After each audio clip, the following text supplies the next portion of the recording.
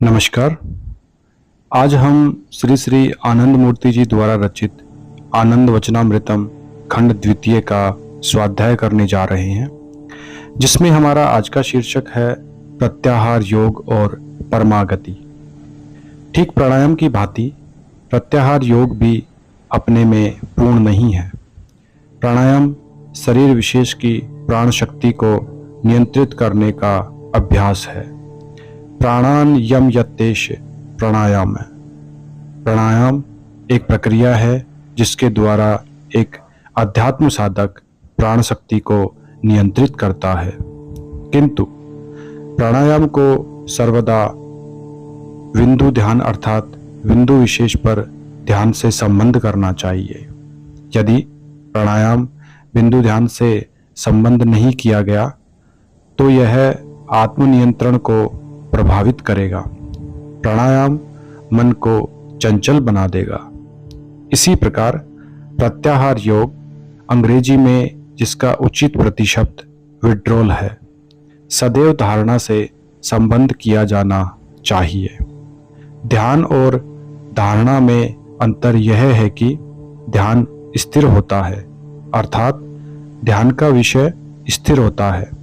धारणा में मन विषय के साथ घूमता रहता है, अर्थात धारणा के पीछे एक गतिशील शक्ति रहती है। और ध्यान यद्यपि सात्विक होता है, अपने में गतिशील नहीं होता। अध्यात्म साधना के क्षेत्र में, रण क्षेत्र में प्रत्याहार का बड़ा महत्व है, क्योंकि साधना के प्रारंभिक स्तर में साधक को अपने मन को बहिर्जगत की भौतिकता से हटाकर अंतर्मुखी करना अर्थात प्रत्याहार करना आवश्यक होता है। अस्तु प्रत्याहार योग में अपनी सभी वृत्तियों को बहिर्जगत से प्रत्याहार करके तुम्हें क्या करना है? इन मानसिक वृत्तियों को किधर ले जाना है? यदि मानसिक वृत्तियां प्रत्याहत हो गई किंतु उन्हें किसी बिंदु की ओर नहीं ले जाया गया तो क्या होगा? वे प्रत्याहत वृत्तियां तुम्हारे मन के अवचेतन और अचेतन स्तरों में क्षोभ पैदा कर देंगी, तुम्हारे मन को विक्षुब्ध कर देंगी। यह खतरनाक होता है। पूर्व काल में कभी कभी ऐसा हुआ है और भविष्य में भी ऐसा हो सकता है। यदि एक अध्यात्म साधक किसी सशक्त गुरु के मार्गदर्शन के बिना मात्र पुस्तक पढ़ने के आधार पर ऐसा करने लगता है, अतः जब कभी भी तुम अपनी मानसिक वृत्तियों को विभिन्न विषयों से प्रत्याहृत कर रहे हो तो तुम्हें उन एकत्रित मानसिक वृत्तियों को अपने मानसिक परिक्षेत्र में किसी चलायमान विषय की ओर धकेल देना होगा। और वह चलायमान विषय क्या है? वह चलायमान विषय है तुम्हारा चित्त, तुम्हारा विषयीभूत मैपन। चित्त चलायमान रहता है, अतः इस प्रत्याहत मन को चित्त की ही ओर ले जाना होगा, किसी बाह्य विषय की ओर नहीं। यदि वे बाह्य विषयों की ओर जानने से रोक दी जाएंगी तो वे अंतस्थ चित्त की ओर चलना शुरू कर देंगी। यही तत्व की बात है। यदि उन्हें प्रत्याहत किया गया किंतु चित्त की ओर नहीं ले जाया गया तो एक संकटपूर्ण प्रतिक्रिया होगी। मुझे विश्वास है कि तुमने यह बात अब समझ लिया होगा। इसलिए कहा गया है, यच्छेत वांग मनसी प्राज्ञ। बुद्धिमान अध्यात्म साधक क्या करेंगे? उन्हें अपनी मानसिक वृत्तियों को चित्त की ओर चला देना होगा। यहाँ वांग शब्द मानसिक वृत्तियों की बहिर्गामी गति का अर्थ रखता है। मनसी प्राज्ञ अर्थात उन प्रत्याहृत वृत्तियों को चित्त की ओर चला देना होगा। प्रज्ञावान मनसी यच्छेत तद यच्छेत ज्ञान आत्मनि। और चित्त उनका अपचय करके चलता जाता है। यह मन के अंदर ही चलता है, किसी बाह्य विषय की ओर नहीं, बाहरी हाथी की ओर नहीं, बल्कि अंतरसृष्ट हाथी की ओर। तद यच्छेत ज्ञानमात्मनि, चित्त को एकत्रित वृत्तियों के साथ अहम तत्व की ओर कर्ता मैं, स्वामी मैं काम करता हूँ भाव की ओर ले चलना होगा। यहाँ कर्ता मैं यद्यपि चलमान नहीं है, फिर भी चलने की पूरी क्षमता रखता है। यह चल सकता है। यह अंशतः कृत मैं अपने को रूपांतरित कर सकता है। अतः यह क्षमतावान है।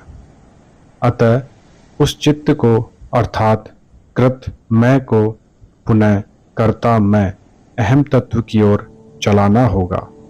मैं हूँ भाव में नहीं, बल्कि वह मैं जो स्थित है, कुछ करने के योग्य है। यह अहम तत्व है। ज्ञानात्मनि महति नियच्छेद, यह ज्ञानात्मा अथवा यह अहम भी क्षमता रखता है। इसमें रजोगुण तत्व अधिकतर प्रमुखता रखता है। यह कर्ता अथवा रजोगुण भी बंधनी शक्ति रखता है।